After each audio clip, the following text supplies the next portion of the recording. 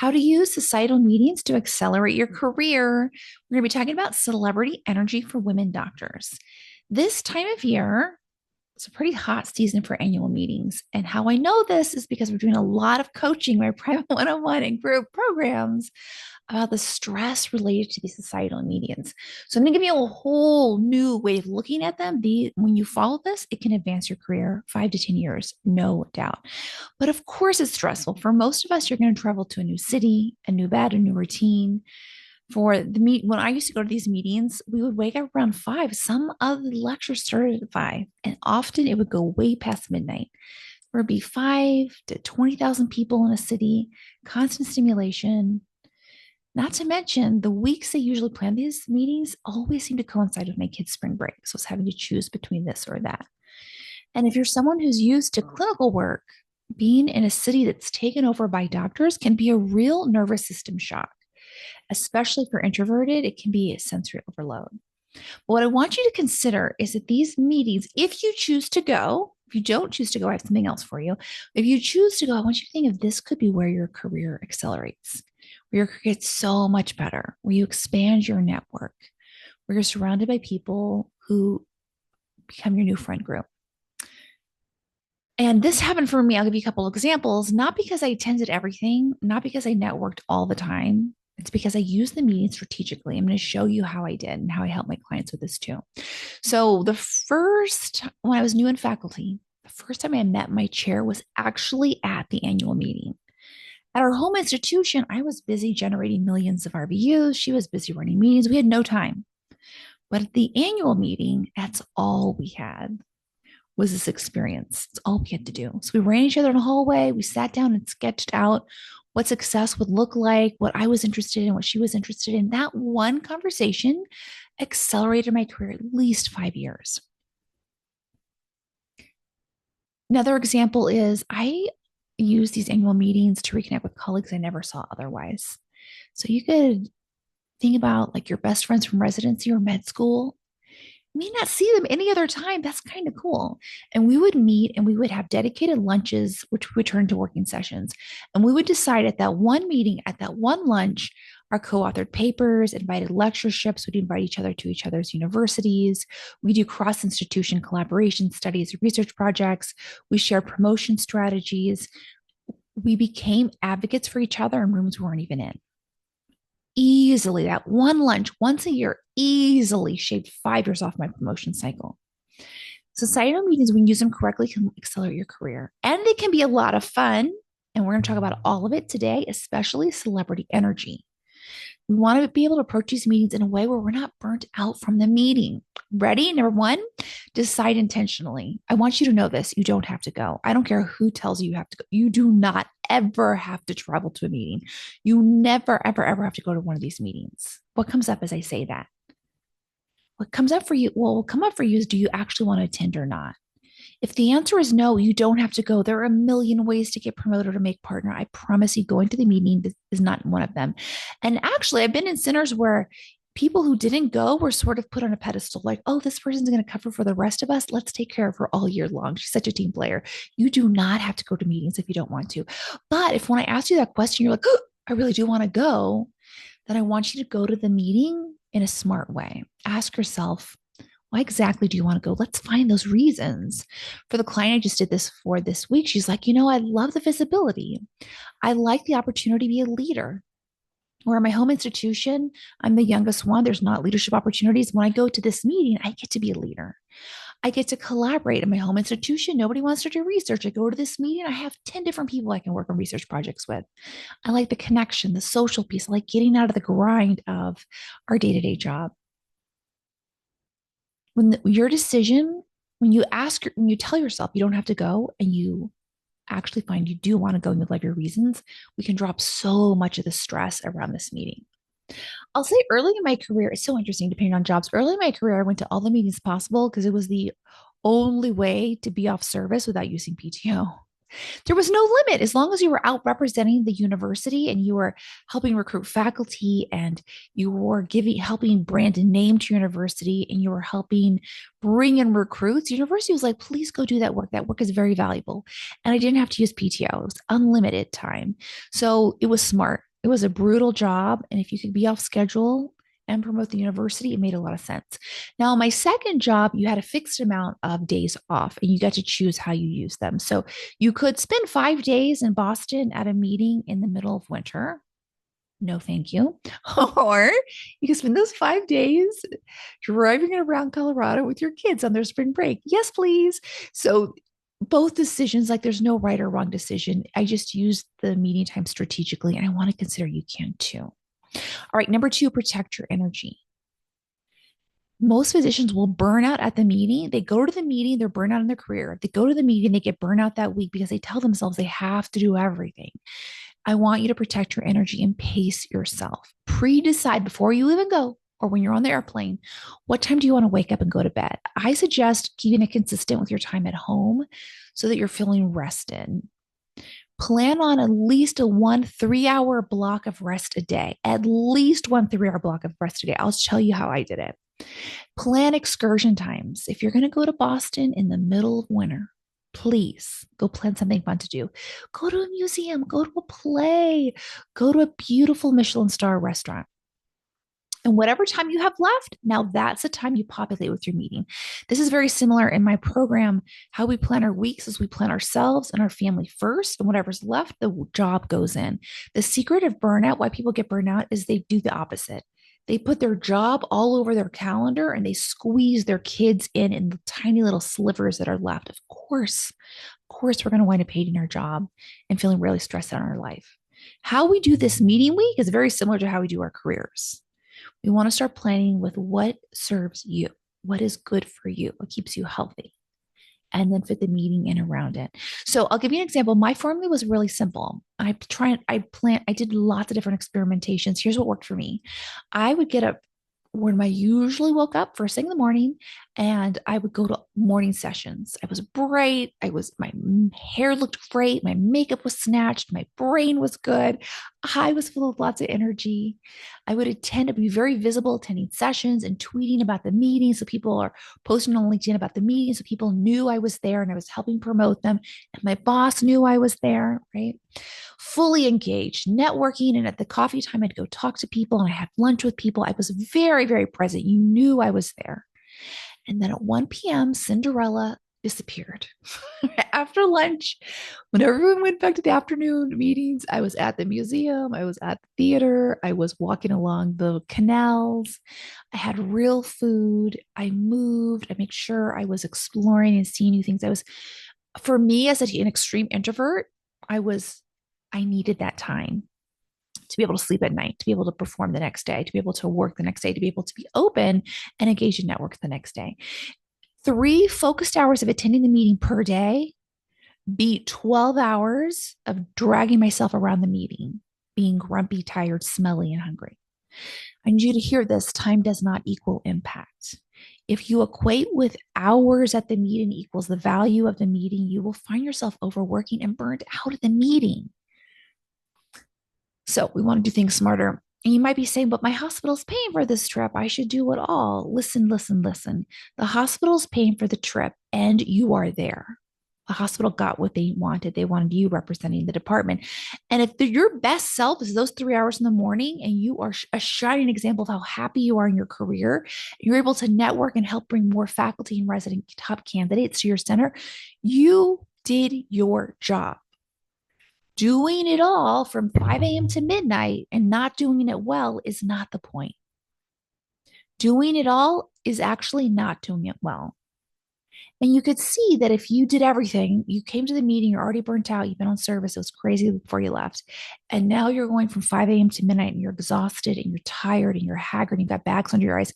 And everyone who sees you is like, oh, she must be in a terrible job. Her university must be terrible. That is not what your hospital wants.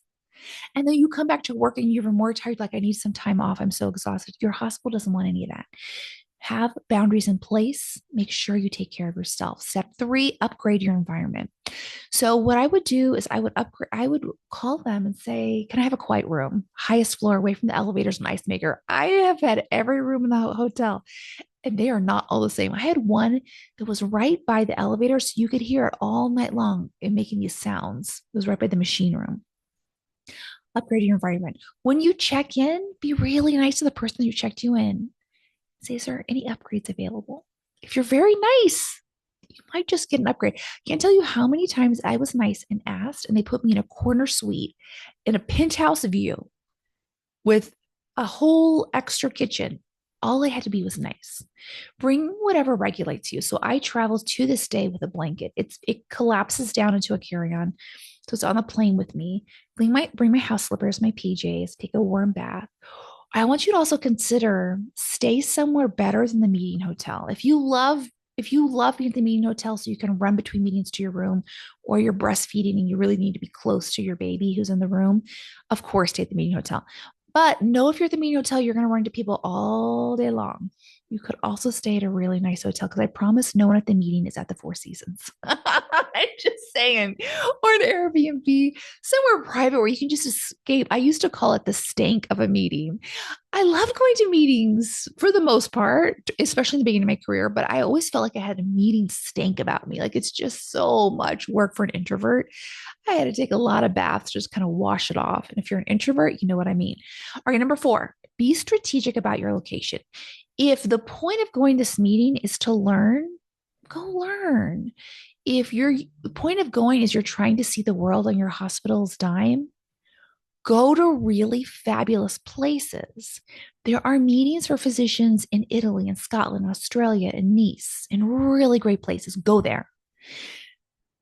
Bring your family if you want. If you're limited on PTO, it can be a wonderful thing to go to a meeting, have your university pay, bring your family, and now it can double as vacation as well, or it can be extra special for you and your family. Many international conferences are so much smarter than United States conferences. United States, at least for pathology, it was like 5 a.m. to midnight every day that you're there. Many international conferences know that that's not what we're looking for to be burned out in a meeting, and they'll plan 9 to noon with the lunch, and you're free for the rest of the day. There's no sneaking out. Like that's by design. So smart. Go to those meetings, go somewhere fabulous. And remember, not every trip needs to be funded by work. You really could, if you want to go to Scotland, you could just go to Scotland, right? And I'll tell you my example here is I got invited to give a lecture in Scotland, and I apparently, let's say my friend Molly found out about it. It's not her name. She found out about it. She wrote me. She said, "Oh, I heard you got invited to Scotland. Can't wait to see you there." She just assumed because I was invited, I'd go. I said, "So I declined the meeting. I'm going to Scotland on my own dime with my family, right? I can afford to. You can too, by the way." But I was like, not every meeting has to be funded by work. I promise you. If you go to a meeting where you don't ever run into your boss, that's winning. That's a hell of a good trip. Okay. So, yes. Okay. Step number 5. And here's the most important part: step into celebrity energy. This is the real shift. This is a concept developed by Whitney Yulin. She teaches actors how to have celebrity energy. She talks about celebrity energy is kind of your mindset, your essence. It's sort of the perfume you give off. It's a secret of being famous for actors. I teach my clients how to have celebrity energy, and it really helps them when they're public speaking, or they're going to faculty meetings, or going to the in-laws, or they're going to be giving a 1 hour presentation at USCAP, and they're very nervous, or they're going to go network. They're going to all those awkward societal social hours, which, hey, listen, maybe for your non-pathologist, it's not awkward, but take a room full of pathologists, put them together. It's awkward, okay? You know what I mean? I mean, the stereotypes exist for a reason. Pathology is a little bit awkward. I'm not all of them, but I for sure am. So, how I coach my clients is to have this celebrity energy. Most people, uncoached, will walk into a room. Oh my gosh, I don't know what to say. My accent, I gained 5 pounds. I look older. My gray hairs, didn't have a chance to get anything new. The pants don't fit me. I don't know who to talk to. Who's going to sit with me at lunch? That's the inner dialogue of most people going to meetings. And it has you so anxious. It has you contracting. It gives off energy like ouch energy. Like it kind of repels people because people can sense it and they're like, "Ooh, that person seems stressed. Let me not go bother her." Right. And I'm only saying it because I've been there, so I know this to be a fact. Celebrity energy is the opposite. It's where you're very grounded. You're sort of floating through the room. You have this magnetic energy that people are like, "Oh, I want to be around her. She's so interesting. She looks like she's having such a good time." And here's where it comes from. It's really a decision. The decision I help my clients with is, what if, well, first of all, why do you want to go? Because I want to be visible. I want to see my best friends. I want to learn. Those are such great reasons. Celebrities are thinking that. That's part of celebrity energy, is finding the reasons you want to go and loving those reasons. And then there's another part of the decision, which is, how does your presence make the room better? You will never do this work on your own because you are taught, especially as a woman physician, to be humble. This is where coaching is very important. But we did this exercise with my client, and her goal was to be internationally famous and to be invited to all around the world to give talks. And so we wanted to work through what she called being nervous to speak in front of others. I said, no, just drop all of that. It's just because you don't know about celebrity energy. It's nothing to do with being nervous about talking. No. You just don't have celebrity energy yet, and you can get it in 5 minutes. So for a moment, let's put all the nerves aside and just think, what does your presence, you just being there, makes room better? Fact. Tell me how. And we worked together and we found this for her. And this is true for you too. She has a lifetime of experience. And even if she was a fellow, she has a lifetime of experience. Her story, her experiences are precious and sacred and fascinating and inspiring. There's someone in the room whose dream is to live her life. They want to know how she did it. She has perspective and wisdom. She has survival stories. She has wins. Her everyday life is somebody else's dream life. And this is true even if you are a fellow. I promise there's a resident in the room who wants to be a fellow. There's a med school student in the room who wants to be a resident. There is a PA in the room who wants to be a med student. Whoever you are listening, your life experience is uniquely yours. It is like no one else. It is entirely sacred and fascinating. And you just being in a room makes the room better. What does that feel like if you believe what I just said? That is celebrity energy. And imagine taking that to a meeting. You become a lighthouse. People are like, oh, I just want to be around her. She's so interesting. She's so personable. And I want to say, that's what celebrity energy is. It's grounded service. It's wanting to help and connect with others in a really beautiful way without any attachment to anything. It feels amazing. You move differently. It's like the light hits you differently. You speak differently. You connect differently. You're not nervous at the podium anymore. You're like, oh my gosh, I have this great story to tell you about syphilis. Let me get started. That was my example, right? Or whatever you're talking about. You just become magnetic. I want to say for the introverts, like, oh my God, I don't want everyone fighting me. It's not that way. It's not that way. It's about being comfortable in your own skin. And instead of worrying who's going to talk to me, you're like, I can't wait to connect with the next person who's about to come in my world. It feels absolutely incredible. If you're not in coaching, this is probably entirely new to you. It will change your life because you can bring this to faculty meeting, to your annual review, to your department grand rounds, to a difficult conversation you're about to have with your boss. Celebrity energy, it's something I help my clients with. So make sure you're next level freedom if you aren't already.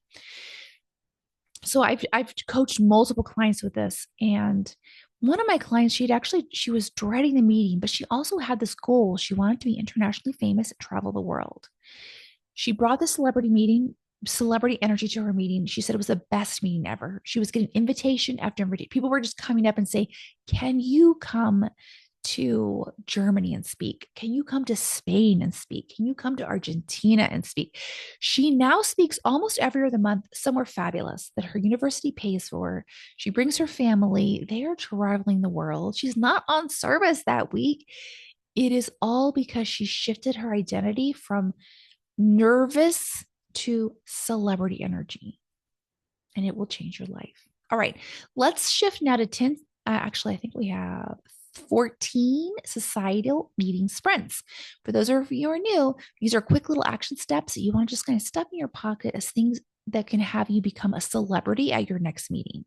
Strategy, action steps that have you being in your celebrity energy. Before I go there, I want to say, can I ask you a favor? Would you please share this episode with all of your friends who are about to go to a meeting? And please, please, please rate and review this podcast wherever you're listening to it. It helps me know what you like so I can make more of that. And it helps podcast grow. I've been podcasting for 5 years. I have 18 reviews. It is embarrassing. Okay. Help me with my celebrity energy. Please rate 5 stars. Give me some love. All right, let's go to our sprints. 14 action steps you can take at your next meeting. Number 1, set one career goal for the meeting ahead of time. 2, schedule a coffee with someone you know. If you don't like coffee, schedule a snack or a lunch. 3, make a new friend. I love that one. 4, meet someone who could be a great mentor. And if you know that person ahead of time, read up about them, be able to ask them a really beautiful, interesting question. 5, meet someone you could mentor. So many times people go to meetings and like, what can I get? What can I grab? Kind of like that greedy career stuff, which doesn't feel great to be on the receiving end. It's not a great perfume to wear. So instead, who could you possibly mentor? 6, research one person you want to meet beforehand. Know a little bit about them so you can ask a really interesting question. I actually kind of gave that twice, but it's a really good one. 7, post one insight on LinkedIn during the meeting. Tag the society, tag the speaker. You will become visible to thousands of people who aren't even there. By the way, so I told you I would go for 3 hours to the meeting and the rest of the day was mine. My boss, because I posted and I retweeted and I reposted people's comments, no one knew I was gone. It was very visible. So there's a little life hack for you. And it's not unethical. I was retweeting other people's posts and I was there posting myself. Okay. 8, turn one email relationship into a real one. So if you have a friend you're always following on Twitter or LinkedIn, make a point to just meet that person in person. Number 9, propose a collaboration with one person before leaving or with the meeting. You could just propose, hey, listen, I'd love to volunteer to chair a session next time. How would I do that? The collaboration could be also something entirely social. Let's walk on the canal before we go into the evening sessions. 10, give one specific, genuine, authentic compliment about someone's work. So not just great talk, but hey, the second case you showed, it really changed how I thought about signing out GI biopsies because if you say great talk, you're just going to be in a sea of people. But if you say something very specific and genuine, you immediately stand out. It's such a beautiful connection point. It could be the beginning of a really amazing relationship. 11, make sure you spend at least 3 hours outside of the meeting every day you're there to have fun. Number 12, here's your assignment. I want you to count of all the things you've planned, cancel one of them and go do something fun. Number 13, find one person who looks lost at the meeting, walk up to them, introduce yourself, and help make their day. Number 14, before walking into a room, sink into your celebrity energy. Remind yourself, I'm here for reasons I love. Here to connect with my friends, here to learn, here to see people in my society I only see once a year. My experience in history is so sacred. It's uniquely mine. It's fascinating. It can help inspire others. I cannot wait to share and help others. That's your celebrity energy. 5 journal prompts. Number 1, what is one honest reason I actually want to attend? Reason I love that excites me. Number 2, if my reason is I don't want to attend at all, what's something else I can do that will be even more fun and help advance my career? Number 3, what creature comfort can I bring or arrange to make this trip feel even more special? I go first class, and that is good. Do first class. Okay, number next. If I walked in as a celebrity, grounded, magnetic, of service, how might this whole experience be different? In summary, societal medias can either drain you and hold you back and just make your life hard and make your job worse, or they can expand your entire career and personal life. When you choose to protect your energy, set this up to win, bringing your celebrity energy, meet people while you're in celebrity energy. You can use these meetings to accelerate your career by 5 to 10 years. The meeting itself does not determine your impact. That's you. And now you have the secret path to expand your career by 3 to 5 years. If you're ready to lead a whole life in celebrity energy, you're like, that sounds yummy. I would love to have that in my job, in my home life, with my family. I want you to join Next Level Freedom today. This is my lifetime community exclusively for women physicians. We're focused on getting you paid top dollar on part-time hours, and access is lifetime to our weekly group calls, curriculum, private podcasts, community, bonus trainings, guest speakers, live in-person events, It's only a one-time payment of $2,500. That's it. And there's a payment plan. Most of our clients get their coaching paid for by their university. We have a template document. You can copy and paste and get it paid today. You can join this week by booking your free sales call and the link in bio. And I want to end by asking you a favor to please share this episode with your besties, and then please rate and review this podcast to tell me that you liked it and help me feel a little less humiliated. I am not a celebrity energy about my reviews. I only have 18 and we need way more than that. Okay. Have so much fun. I'll see you next time. Bye.